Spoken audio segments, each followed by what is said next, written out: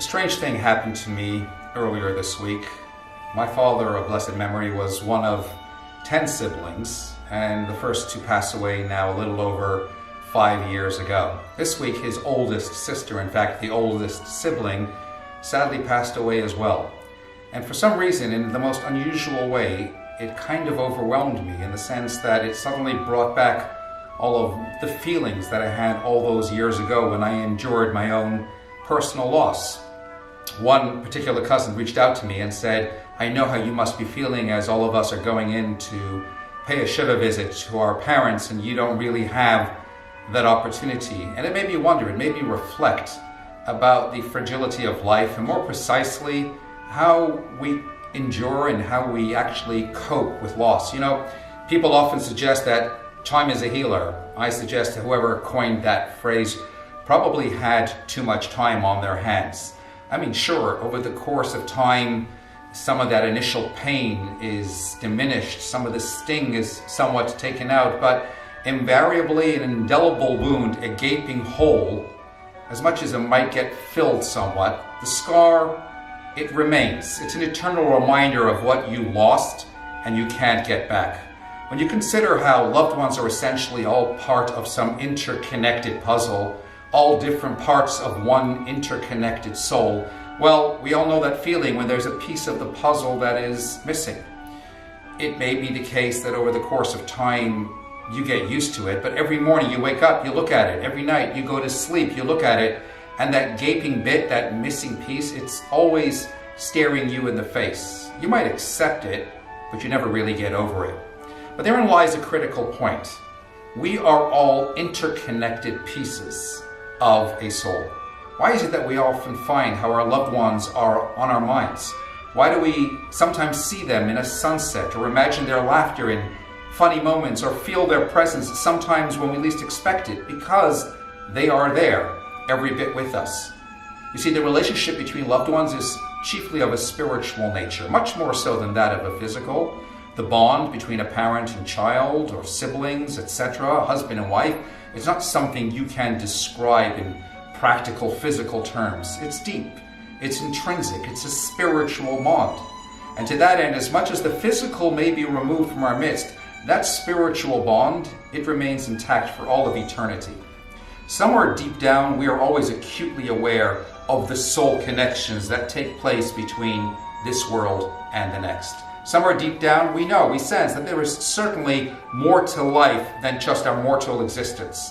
That somewhere beyond the here and now, our loved ones, though they may sleep, they are never gone. The idea, in fact, that there is a life beyond this one is a cardinal principle. Maimonides' 13 Principles of Faith.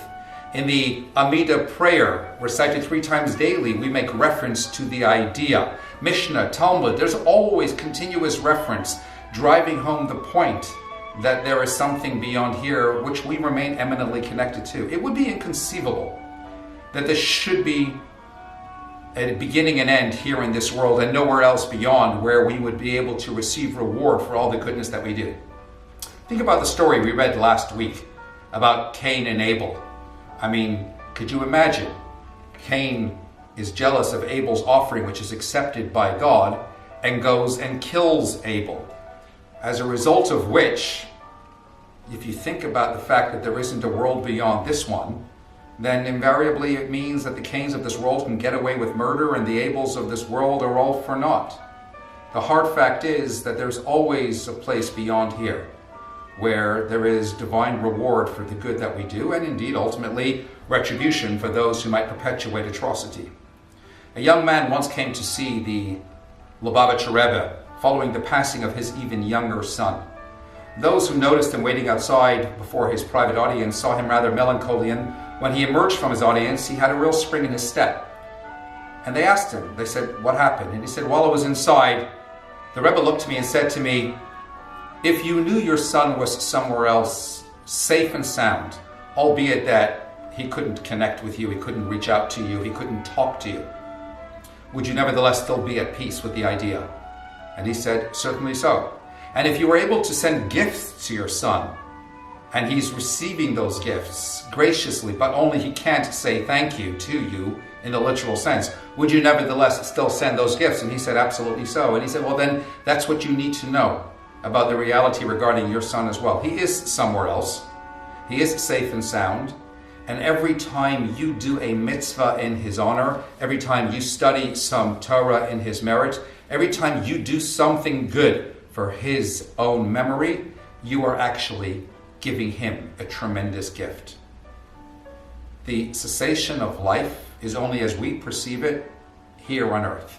But we can continue to give joy, nachas, to our loved ones, even as they may no longer be in our physical midst. It's never too late. We can always reciprocate the love through the good that we actually undertake, through the study that we might do in their merit. Sometimes maybe we feel guilty about missed opportunities, chances gone, but the fact is there are no lost moments. We can always do something. We can still give nachas because the relationship always endures.